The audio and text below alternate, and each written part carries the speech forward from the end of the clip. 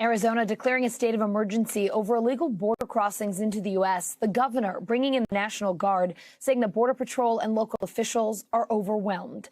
NBC News Now correspondent Dasha Burns is in Cochise County, Arizona, to show us what the state is dealing with. In the remote high desert of southeast Arizona, Cochise County shares 83 miles of international border with Mexico, and it's got a problem. Right here is where the border wall ends in Cochise County. You can see up there where construction stopped. There are still trenches where more wall was supposed to be built. It doesn't pick up again for another 80 miles. And the sheriff's department says that despite the terrain, this is one of the easiest places to cross from Mexico to the U.S. in this county. Cochise County is in the Border Patrol's Tucson Sector. It's one of the busiest sectors for apprehensions, second only to the Rio Grande Valley in Texas. The numbers here have nearly doubled since January, and the last 6 months are up 129% from the previous fiscal year. Mark Daniels is the sheriff here. He's had decades of experience on the border. As the border across the country is seeing an increase in these numbers, what are you seeing here compared to, say, the Rio Grande Valley, which is the epicenter at the moment? Well, all 31 border counties have an uptick in traffic. And when I say traffic, I mean smuggling. Cochise County's smuggling comes in the forms of very covert, where they're camouflaged up, they're being smuggled by coyotes, all cartel driven into our county, whether it be car pursuits, whether it be smuggling through our mountains or our desert areas. Unlike the Rio Grande Valley, this sector sees very few families and unaccompanied minors fleeing from Central American countries. The vast majority crossing here are single men, mostly from Mexico. And that means apprehensions look very different here.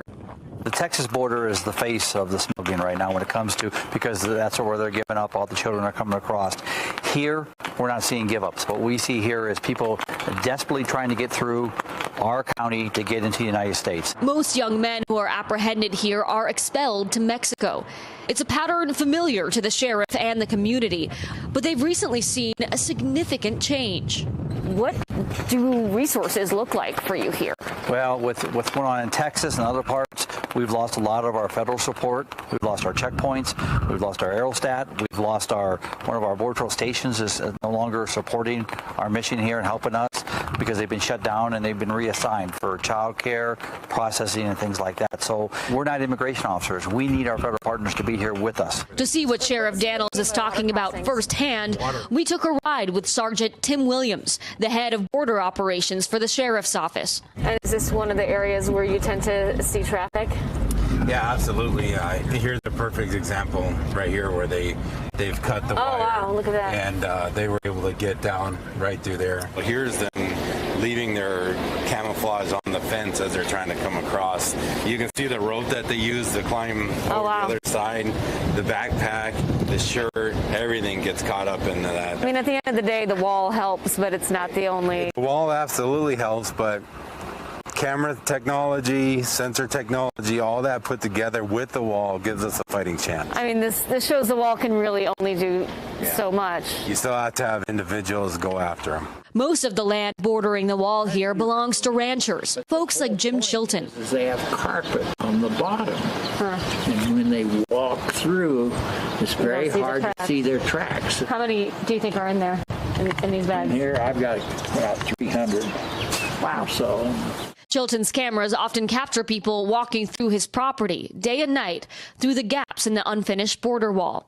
NBC was with him in January, the day wall construction stopped on his land, and he was not happy about it.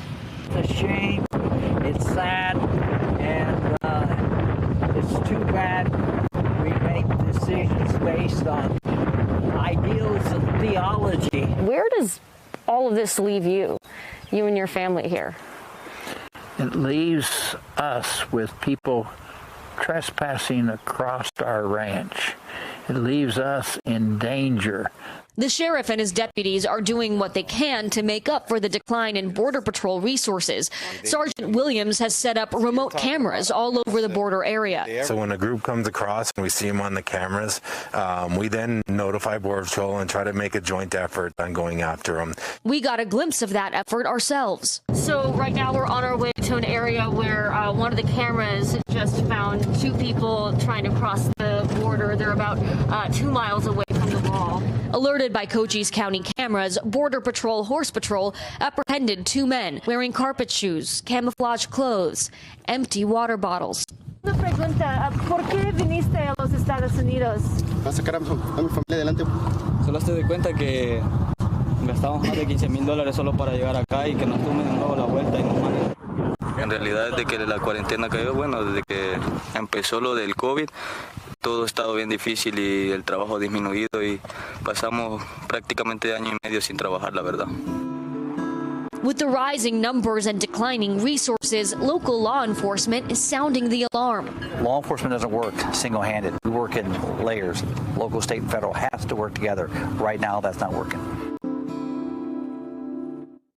Hey, NBC News viewers, thanks for checking out our YouTube channel. Subscribe by clicking on that button down here and click on any of the videos over here to watch the latest interviews, show highlights, and digital exclusives. Thanks for watching.